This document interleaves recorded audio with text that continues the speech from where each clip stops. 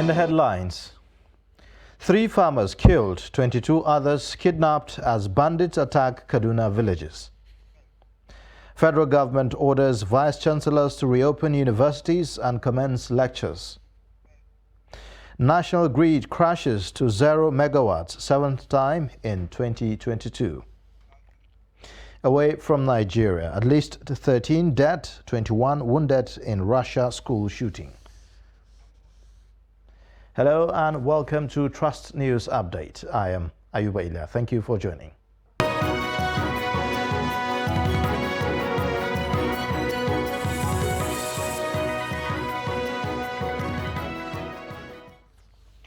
And now the details. At least 3 people have been killed by bandits who attacked some communities in Gwari local government area of Kaduna State.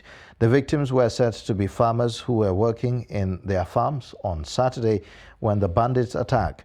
Although security agencies are yet to confirm the attack, the chairman, Gwari Emirate Progressive Union, Ishaq Kasai, said that the bandits abducted 22 people and snatched motorcycles. According to him, at about 7 p.m. on Saturday, September 24th, the bandits invaded Hayingada of Damari community in Kazage ward, killing 2 locals and kidnapping 12 people. They also looted shops in the same community during the attack. A large number of people, mostly women and children from Babbaruga, Barawa, Dansauni, Kaladu, Sabongari and Badaka communities have moved into the ancient city of Katsina. The people fled their villages to escape the insecurity, leaving all their belongings behind. Abdullahi Ahmadi interviewed some of the displaced persons on their arrival in Katsina city. The report.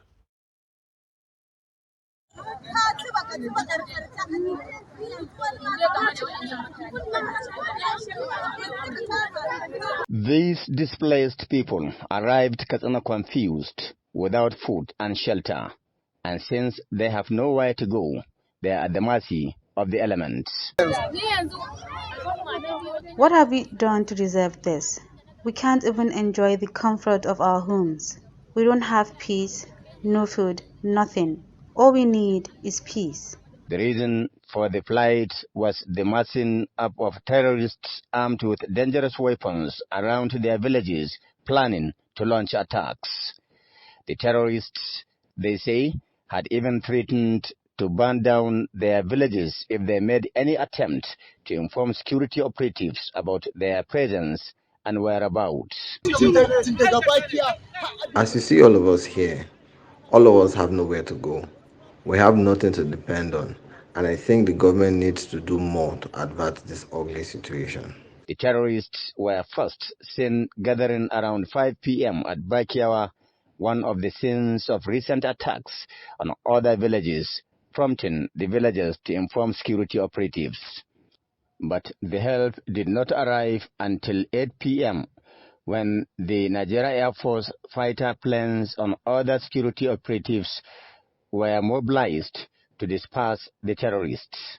However, by then, the people had started their migration to Katsina city. The terrorists have done their worst in our communities, ranging from assault, kidnapping, rustling of animals, etc. We need help. We need help from the state actors.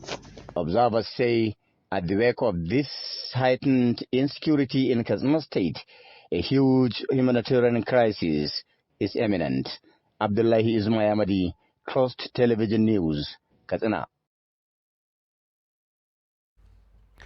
Officers of the 34th Artillery Brigade, Obinze, have arrested a suspected child trafficker, Joy Duru, from Idiato South local government area of Imo State. The suspect allegedly specializes in stealing children from Imo State to sell to their accomplices in Rivers State for a huge sum of money. Parading several suspects at the headquarters of the 34th Artillery Brigade, Obinze, in Imo State, the brigade commander, Sani Suleiman, said that the suspects were arrested after several months of intelligence gathering. Recovered from the suspects were forms said to have been gotten from teenage girls who get pregnant with the aim of selling the children upon delivery. The commander explained that efforts are ongoing to trace a suspected buyer of a 2-week-old baby in Rivers State.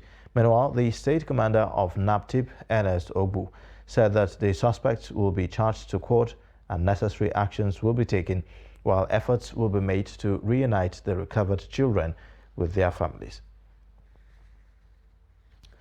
Nasarawa State Command of the Nigeria Police Force has confirmed the assassination attempt on the immediate past Commissioner for Environment and Natural Resources, Musa Abubakar, by yet-to-be-identified gunmen in the state. Public Relations Officer of the command, Rahmat Nansel, who confirmed the incident, said that it occurred on the 21st of September 2022, adding that investigation is ongoing. The former commissioner, who is the Doma South House of Assembly candidate under the platform of the New Nigeria People's Party, said that he was attacked by the suspected assassins while returning from Rukubi village of Doma local government area, where he donated relief materials and cash to victims of flood disaster in the area. He explained that about 9 gunmen opened fire on his vehicle from different directions, adding that he sustained bullet injuries on his elbow and back. Trust TV gathered that 3 bullets were extracted from the victim at the Dalhatu Arav Specialist Hospital, Lafia. Operatives of the Nigeria's Security and Civil Defense Corps, Zamfara State Command, have apprehended a truck loaded with suspected vandalized Nitel masts and installations from Talata Marafa local government area of the state. The State Command's Public Relations Officer, Iko Oche, who paraded the 4 suspects, said that they were arrested at about 7:30 p.m. in Maru town while on a transit to an unknown location in Kaduna State. The report. The Nigeria Security and Civil Defense Corps is the agency overseeing all critical national assets and infrastructure. The Corps has been notified since the 4th of August this year that all permits issued to anyone or company to evacuate any property that belongs to the defunct Nitel has been invalidated. It means anyone found with such a permit or tampers with Nitel mast installations belonging to Nitel is an imposter and should face the full wrath of the law. 4 persons have been apprehended for vandalism. The Public Relations Officer explained that one of the suspects, Kabiru Abdulmumini, claimed that he was an agent of one Isa Abdulmumini who had obtained the permit from the appropriate authorities to evacuate the items to an unknown destination in Kaduna State. Here we have 4 gentlemen who are suspected to have tampered with the metal installation from the town of Talata Mafara, Zamfara State. Abdulmumini M, 49 years, who is said to be the agent that was in charge of the evacuation of the Nitel facilities and installations. I also have Lawali Suleiman M, 25 years, who is a driver, Suleiman Abubakar M, 38 years, the conductor, and Mohammed Mohammed M, 25 years, who is also a conductor. These 4 gentlemen were apprehended at Maru local government on their way from Talata Mafara to Kaduna. The driver of the truck, who was also arrested as an accomplice, claimed that he was only asked by his boss, who is the owner of the truck, to carry the goods to an unknown destination in Kaduna State after the sum of 340,000 naira has been paid to the truck's owner. The truck's plate number was said to have been removed to conceal its identity while it was on transit. As a result of this particular vandalization, it doesn't scale through. They are considered to have committed a criminal conspiracy, theft, and tampering with mass tower, contrary to Section 287 of the Penal Code Law and Section 9 of the Miscellaneous Offences Act 17 Law of the Federation 2004. For that reason, gentlemen of the press, they are here today. We arrested this morning at about 7:30 hours, and their destination was Kaduna According to the NSCDC, the 4 suspects will be prosecuted in a competent court of jurisdiction after investigations are concluded.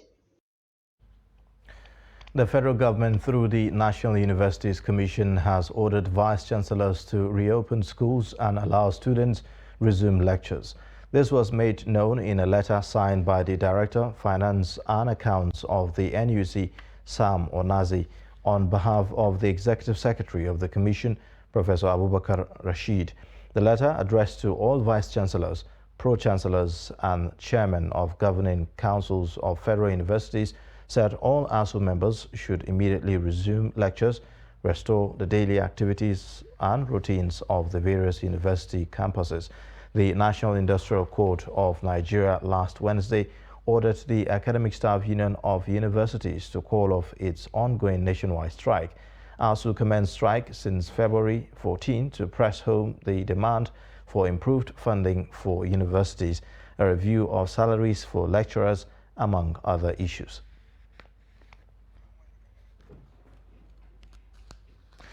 Similarly, some concerned senior academics at the Ahmadu Bello University Zaria want the federal government to return to the negotiation table with members of the Academic Staff Union of Universities in the interest of Nigerians.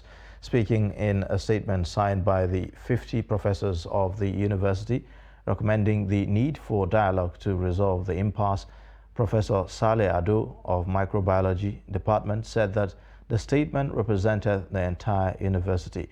Professor Ado noted that ASUU as a union has been mounting pressure on the federal government to honor its obligations since the signing of 2009 agreement, but all to no avail. We have been watching for a long time how this crisis has dragged, and we felt we have a responsibility, being senior members of the academia as professors, so that we can lend our voice, so that government and the general public will not think that it's only the ASUU leadership that is concerned about the situation in the universities. We as major stakeholders, as I said, being professors, we should voice out our concern also and call on the government to come back and sit down with us so that this problem will be resolved once and for all, and the universities will be reopened, so that the students and their parents and the general public will have a relief, so that the system will become functional. It's not about opening the university. You can open the university today, but when you open the universities, the state of the universities, what will the student learn? Will they get the best out of the university? This is our concern. We don't want the students to remain at home. But again, we don't want them to come here and they will not get the knowledge they deserve to get from the university. And they will go out without gaining anything from the university. And they will become a big problem to the society and to the nation in general. That's why we feel we should call the attention of the government, being professors. Retired military officers on Monday defied the early morning rain and staged a third phase of protest at the headquarters, Ministry of Defense, Abuja, over non-payment of their security debarment allowance, among others. The aggrieved protesters, joined by some relatives of deceased personnel, blocked the road to the ministry located at Sheep House on Olusegun Obasanjo Way in the Federal Capital Territory, Abuja. The military veterans under the ages of the retired members of Nigerian Armed Forces and the Coalition of Concerned Veterans, CCV, accused the Minister of Defense, Bashir Magashi, of being insensitive to their plight. They said that they are fighting on behalf of the late military personnel and veterans who died in service, especially those who died while fighting Boko Haram terrorists. On his part, the National Secretary of RMNAF said that the demonstration was to demand the payment of their security debarment allowance, which has been approved by President Buhari but is yet to be disbursed by the ministry. You're watching Trust News Update. Coming up shortly. We'll take a look at how drug abuse aids insecurity. Details of this and more after the break.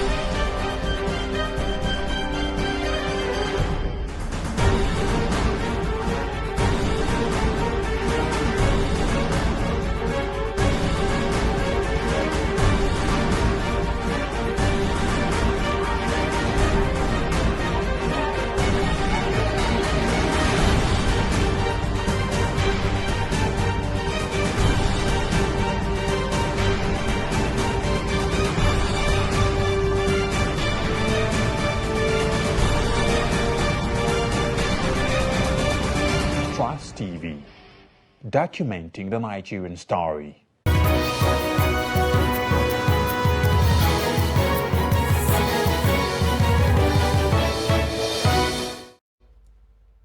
You're watching Trust News Update.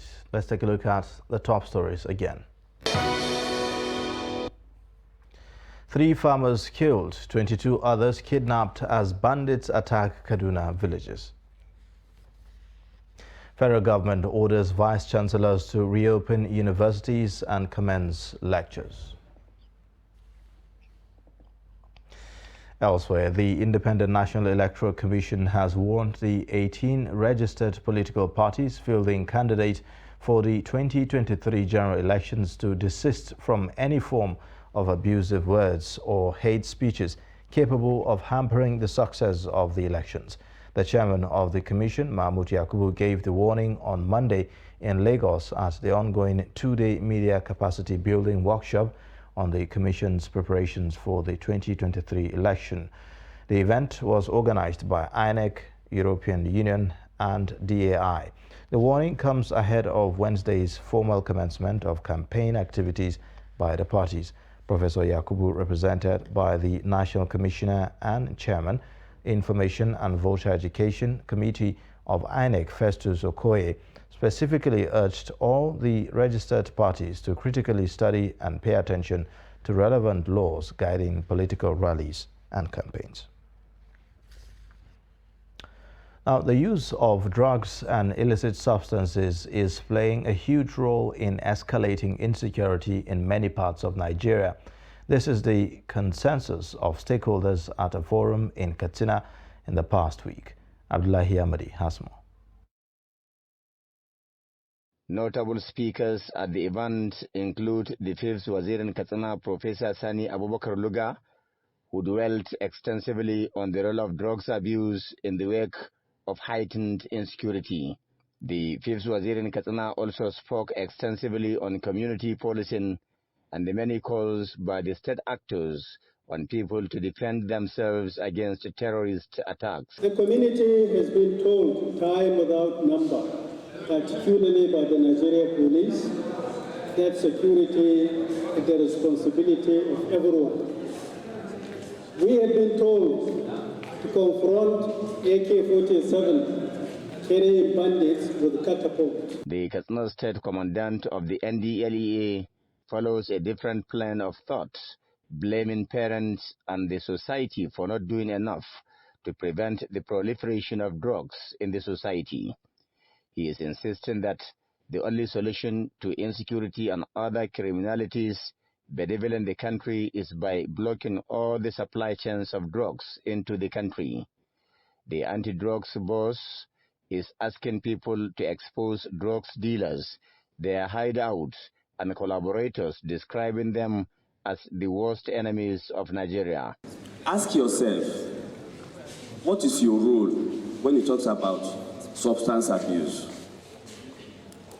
as a media personality, as school owners, as school administrators, as opinion leaders, as security personnel, as a traditional ruler, what is your role? Worried by the escalating insecurity, some university lecturers are conversing support for the anti-drugs agency to effectively address the menace of drugs and substances intake, especially among many youth in Katsina State. That the issue of growth, joblessness among the teeming youth of Nigeria is aiding the insecurity in Nigeria as a whole, because they say an idle mind is a devil's workshop.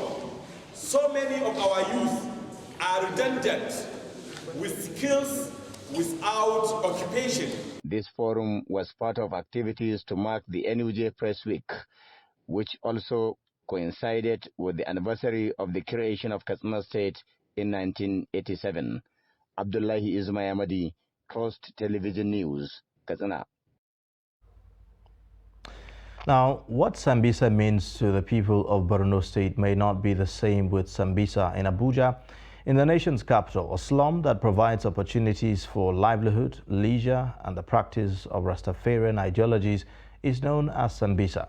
In this report, Trust TV's Shafiu Suleiman visits Sambisa and files in this report. We drove through a difficult terrain to come to this area called Sambisa, an Mpape in the heart of Abuja, Nigeria's capital. It is not the usual Sambisa you know in Borno, talking about the ground zero, the operational base of the most wanted terrorist in Nigeria, Abubakar Shekau. In this Sambisa, you find the good, the bad, and the ugly. We met youths who are using their skills to earn a living, talking about the auto mechanics living around here. We also interface with Rasta Judas. He and his enclave think differently from the way other people think.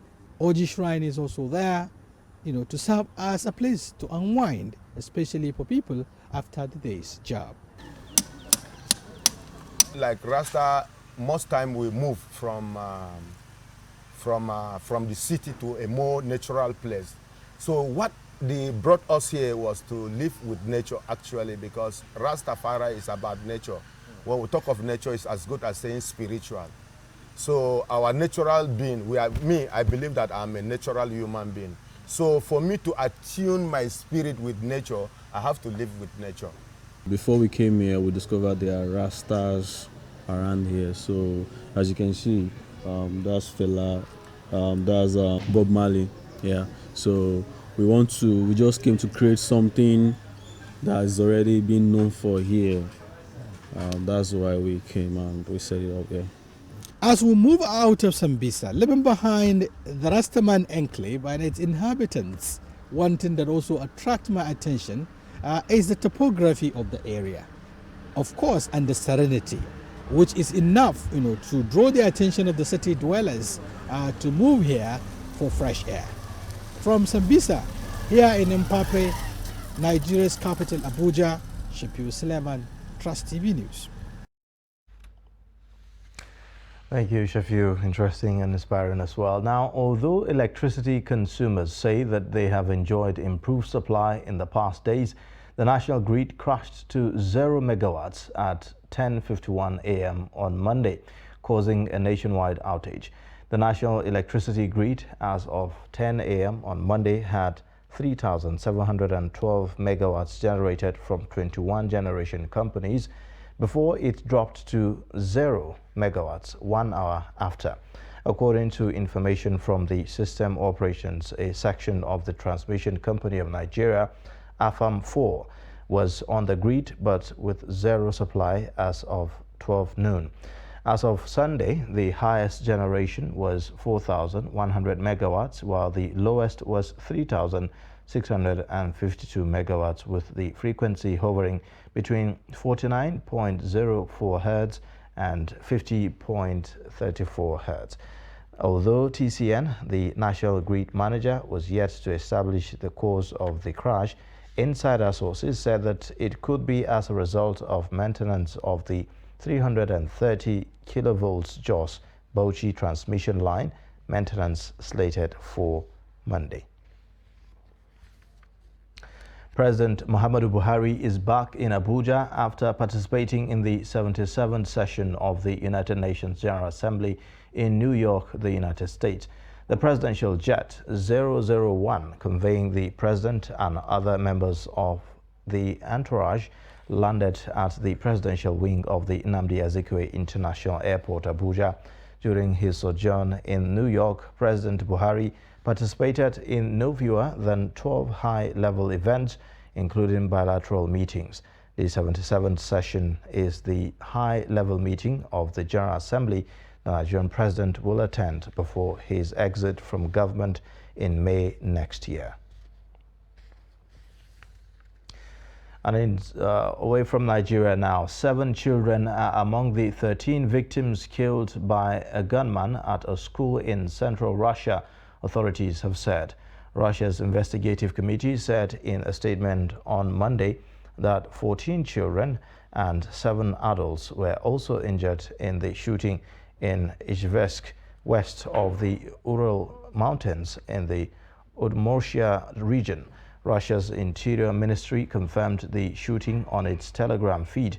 The investigative committee identified the gunman as 34-year-old Artyom Kazantsev, a graduate of the same school who used 2 non-lethal handguns adapted to the fire real bullets. The guns were not registered with the authorities. The criminal probe into the incident has been launched on charges of multiple murder and illegal possession of firearms. And that's a wrap on Trust News Update. You can watch more via all our social media platforms and also watch us live on YouTube. I am Ayuba Ila. Thank you for watching. Bye for now.